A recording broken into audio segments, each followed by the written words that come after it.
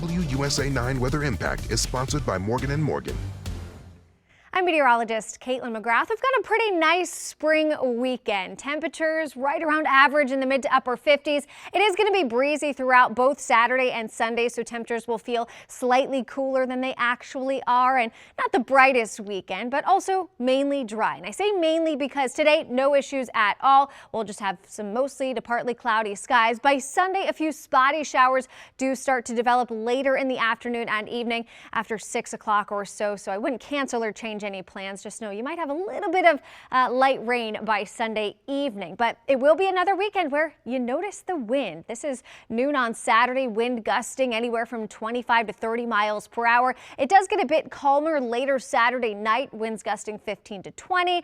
That's generally how we'll start things off on Sunday, not as breezy as your Saturday, but then later Sunday night, we will start to see wind kick up, and it is an easterly wind. That's why we're going to stay locked in mostly cloudy conditions and slightly cooler temperatures for Sunday. And then Monday, we've got wind throughout the day. This is 7 o'clock Monday morning.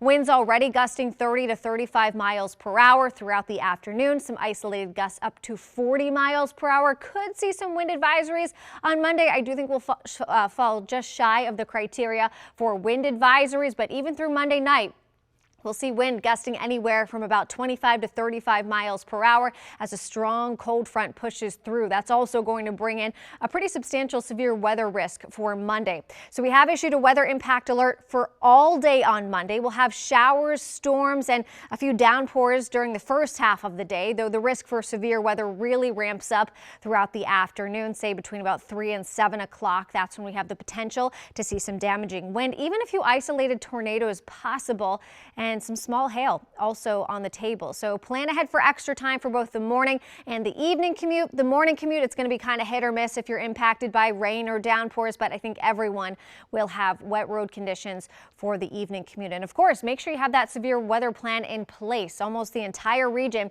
is under a level 3 out of 5 risk for severe weather. That's a pretty substantial risk across our entire region. And again, I'm mostly concerned with damaging wind, but also isolated tornadoes. We already saw a couple tornado warnings last week, and we could run it back on Monday. So make sure you have that conversation with your family.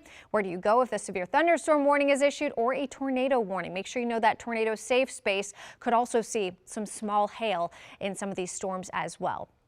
So we'll take you hour by hour through the changes, starting off with Sunday, because Sunday, again, we've got an easterly wind, and that is never good news for us. It means overcast skies, cooler temperatures. I do think we could see a little bit of sunshine kind of late morning into the early afternoon, but then by, say, 6 o'clock Sunday evening, we could see a few spotty sprinkles. Again, don't cancel or change your plans. Just know you might see a little bit of light rain by the early evening hours. By 11 o'clock, as you're checking in with Grace, she will be tracking a few more spotty showers on the map, but it's really Monday when most of the wet weather rolls through. So this is 6 o'clock in the morning. Again, the morning commute kind of hit or miss if you're impacted by showers. A lot of areas will be dry, but some will be impacted by a few showers. By 9 a.m. by late morning, could see a few heftier downpours, possibly a few rumbles of thunder.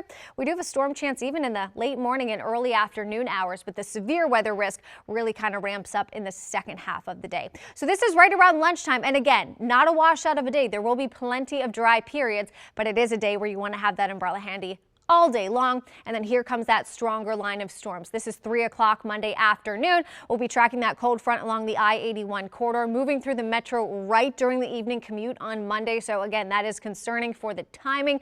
If you can, maybe scoot out of the office a little bit earlier Monday afternoon or head home later after these storms have already rumbled through, because we will be tracking that heavy rain, that potentially damaging wind, and possibly a few isolated tornadoes. Now, as we head toward Monday night, we could do it again. We could see a flip to some wet snowflakes later Monday night. I do think this would be mainly more confined to areas north and west of D.C., not as widespread as what we saw last week, but certainly something to watch as we head throughout late Monday evening, because cold air is going to come rushing in. It is here for St. Patrick's Day on Tuesday. It is nice and dry for any plans you may have, but it's going to be cold. Temperatures throughout the day will generally stay in the upper 30s, maybe a few low 40s, but it's still quite windy on Tuesday, so going to feel even colder than it actually is. We stay about 10 degrees below average on Wednesday before temperatures start to moderate toward the end of the week, back in the mid to upper 50s. Could see a 60-degree day next weekend. That would be a nice treat, but generally temperatures around average as we head through the extended